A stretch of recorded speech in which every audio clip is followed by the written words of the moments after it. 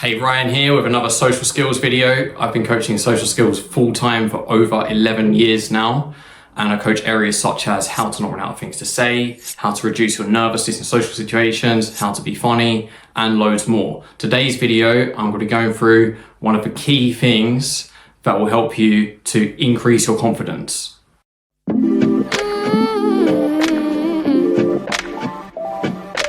So this is, in my opinion, one of the top 3 things that will help you to have increased confidence. And all 3 of those top things, I think, are basically a complete requirement. You can't have very high confidence without these 3 things. And what I'm going to mention today is one of them, like I just said, is comparing yourself to others. So comparisons to other people are pretty much entirely a bad idea, and I'm going to explain further. The main way I'm advancing and very fast with my understanding of social skills these days is by looking only at emotions, and I study one emotion at a time and work out all of the different components that I can that either allow you to increase or decrease that emotion, either in your own mind or by communicating to others. In my opinion, social skills is entirely just emotions, 100% emotions.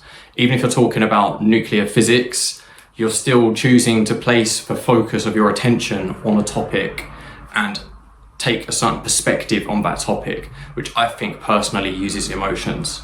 With confidence, people, like a lot of emotions, tend to focus more on external stuff to improve your confidence, such as dressing better, for example.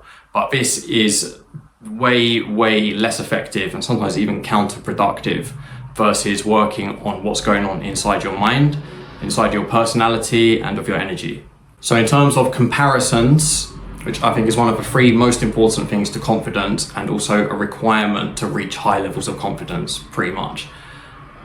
My opinion is that you should only be comparing yourself to your past self, and not so much your past self from long ago, but mostly to your past self from about 1 month ago or 2 months ago or something like that.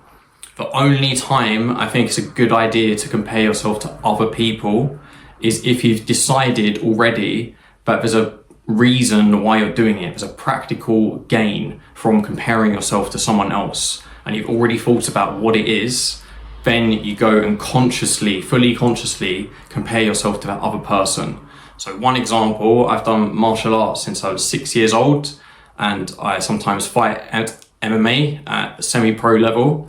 So one example of a time when you might want to compare yourself to someone else for a practical purpose, I've done martial arts since I was about 6 years old, and I fought MMA at semi-pro level.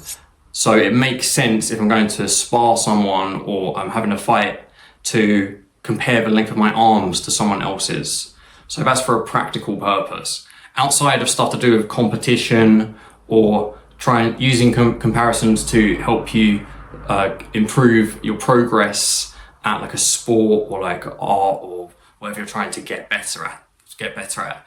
Apart from that, I don't think there's really any scenarios where that's the case. And that's definitely way less than 1% of the time. I think that people are comparing themselves to others on average, literally between 100 and 10,000 times too much. So like I said, the rule that I follow is only compare myself to my past self. Mostly that's just me from 1 month ago. The only exception to that is that I've decided there's a reason why I'm about to compare myself to someone else, and I've got something practical to gain from it. So if you're comparing yourself to others, you're now attaching your confidence to something that's outside of you.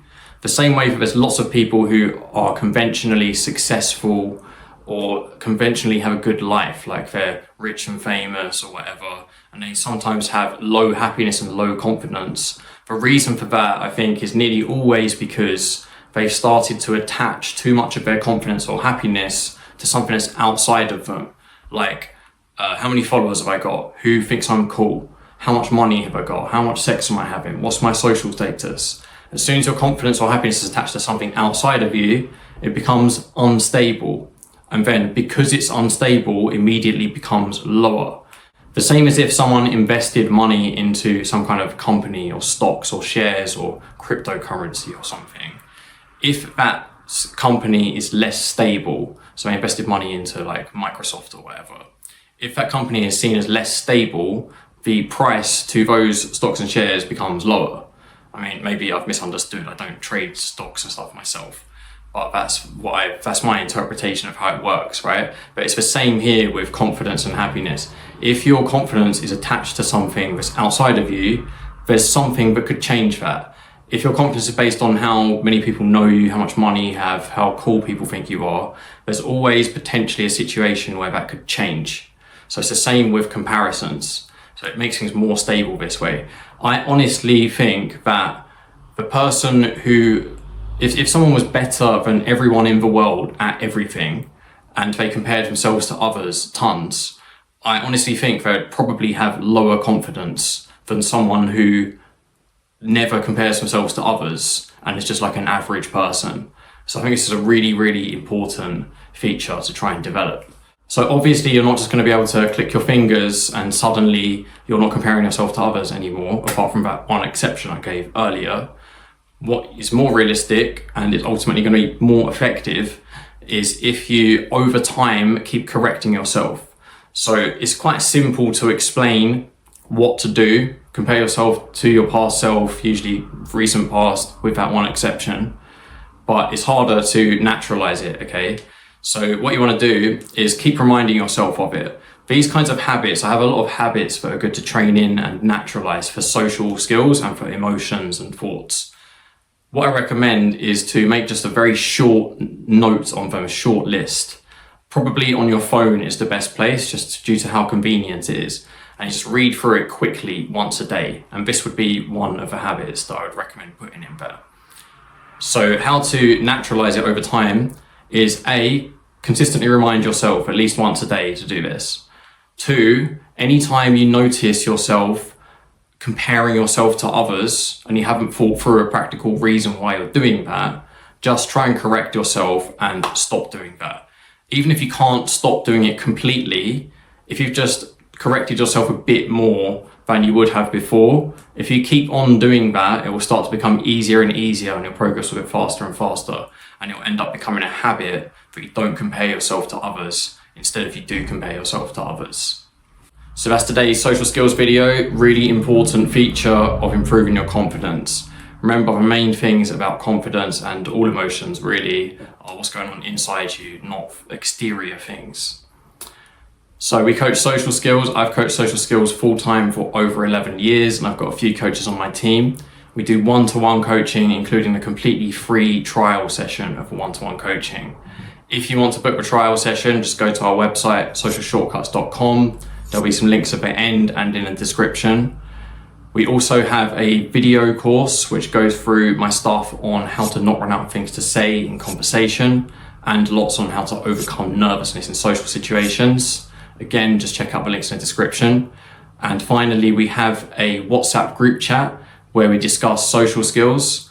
I'm in there, I answer people's questions and we have discussions and things like that. And I post about our events. If you want to join that, again, just click the link in the description. I'm aiming to work up to making one video a day. So we should be at that target pretty soon. But stay tuned and I'll give you more social skills stuff. If you've got any more questions, drop them in the comments and I should be able to answer you.